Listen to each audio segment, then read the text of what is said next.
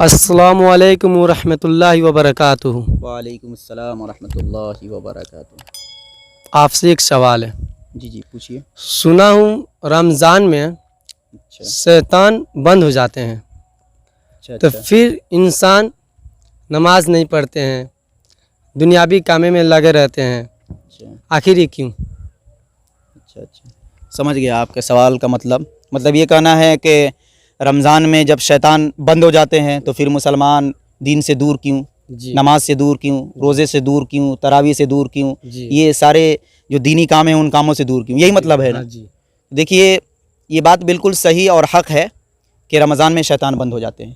یہ بات میں اس لیے کر رہا ہوں کہ کہیں ایسا نہ ہے جس طریقے سے آپ نے یہ سوال کیا ہے تو آپ کے ذہن میں یہ بھی کھٹک سکتا ہے کہ شیطان بند ہی نہیں ہوتے ہیں، کیونکہ آپ نے یہ سوچ لیا ہے کہ انسان بھٹک رہا ہے، نیکی نہیں کر رہا ہے تو شیطان بند ہی نہیں ہوگا، تو ایسا بالکل بھی نہیں۔ یہ آپ یقین رکھیے کہ رمضان آتے ہی شیطان بند ہو جاتے ہیں۔ اللہ کے رسول صلی اللہ علیہ وسلم کی حدیث ہے کہ اذا کان اول لیلۃ من شہر رمضان وصفدت الشیاطین ومردت الجن، کہ رمضان کی جب پہلی ہی رات، یعنی رمضان کی جب پہلی رات آتی ہے، جیسے ہی چاند نظر آتا ہے تو اسی رات میں اللہ رب العزت شیاطین اور شرکس جناتوں کو بیڑیوں میں جکڑ دیتے ہیں، ان کو قید کر دیتے ہیں۔ تو یہ تو حق ہے کہ ان کو قید کر دیا جاتا ہے۔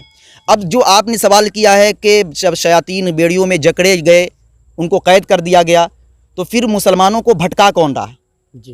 مسلمان پھر دین سے دور کیوں ہیں؟ یہ آپ کا سوال بہت ہی معقول ہے۔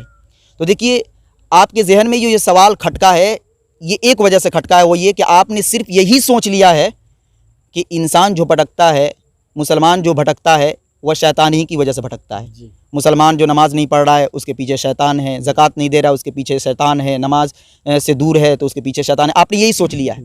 اگر آپ یہ نہیں سوچتے تو آپ یہ سوال ہی نہیں کرتے۔ تو دیکھیے ایسا بالکل بھی نہیں، ایسا نہیں کہ ہر ایک مسلمان دین سے بھٹک رہا ہے تو اس کے پیچھے شیطان ہے، بلکہ اس کے پیچھے ایک اور چیز ہے، وہ چیز ہے کہ جس چیز نے شیطان کو بھٹکایا ہے۔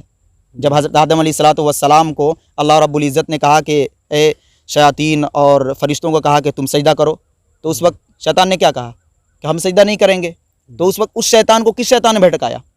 یقیناً اس شیطان کو اس کے نفس نے بھٹکایا، اس کی طبیعت اور اس کے عقل نے بھٹکایا، کہ اس وقت اس نے سوچنے لگا کہ یہ جو انسان ہے یہ مٹی سے بنا ہے، میں آگ سے بنا ہوں، اور آگ کی خاصیت کیا ہے کہ وہ اوپر جاتی ہے، بلندی پہ جاتی ہے، وہ اونچائی پہ رہتی ہے، اور یہ انسان جو مٹی سے بنا ہے یہ تو دبنے والا ہے، جھکنے والا ہے، تو میں جھکی ہوئی چیز کو سجدہ کروں، یہ میری شان کے خلاف ہے۔ اس نے اپنی عقل کی روشنی میں یہ سوچ لیا، شیطان ہو کر وہ سوچ لیا اور سوچ کر وہ بھٹک گیا۔ تو آج بھی یہی ہو رہا ہے کہ جو مسلمان بھائی ہیں وہ اپنے عقل کو معیار بنا رہے ہیں، بہت مائنڈیڈ ہو گئے ہیں۔ آج کل دیکھ رہے ہیں کہ ٹیکنالوجی کا زمانہ ہے تو مسلمان اپنی عقل کا استعمال کر رہے ہیں، اور عقل کے گھوڑے کو دوڑاتے ہوئے وہ یہ کہہ رہے ہیں کہ ارے نماز سے کیا ہوگا، روزے سے کیا ہوگا، پورے دن بھوکے رہ کے ارے تراویح سے کیا ہوگا۔ تو اس وقت رمضان کے اندر جو مسلمان بھٹک رہا ہے تو اس کی اصل وجہ جو وہ ہے ہماری عقل، ہمارا نفس، جس نے شیطان کو بھٹکایا، وہی آج رمضان کے اندر ہمیں اور آپ کو یعنی مسلمانوں کو بھٹکا رہا ہے۔ تو یہ مسئلہ کلیئر ہو گیا کہ رمضان کے اندر شیطان قید ہے، لیکن آج مسلمان جو دین سے دور ہے، نماز سے دور ہے، روزے سے دور ہے، تراویح سے دور ہے، تو ہماری وجہ سے، ہمارے نفس کی وجہ سے۔ یہ نفسی تو ہے کہ نماز کی طرف ہمیں لے کے جاتا ہے، اور یہ نفسی تو ہے جو نماز سے دور رکھتا ہے۔ تو آپ نفس پہ کنٹرول کر لیجئے، شیطان کے کیا مجال کے جو آپ کو بھٹکا سکے، سمجھ رہے ہیں نا؟ تو میں سمجھتا ہوں کہ سب سے بڑا شیطان تو ہمارا خود نفس ہے۔ اگر آپ اپنے نفس کو قابو میں کر لیجئے گا تو شیطان بھی جھک مار کے بھاگے گا، کچھ دن تک آپ کو بھٹکائے گا کہ ارے نماز میں کیا ہے، روزہ میں کیا ہے، کچھ دن وہ خوب محنت کرے گا، ایڑی چوٹی کا زور لگائے گا، جب دیکھے گا کہ یہ تو بھٹک ہی نہیں رہا ہے تو کہے گا کہ ارے یہاں محنت کرنے سے کیا فائدہ، چلو دوسرے دروازے پہ چلتے ہیں۔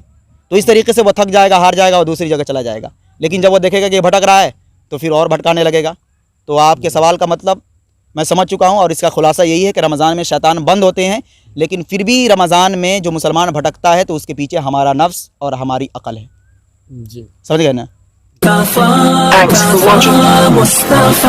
Don't forget like, comment, share and subscribe to Al Had Media.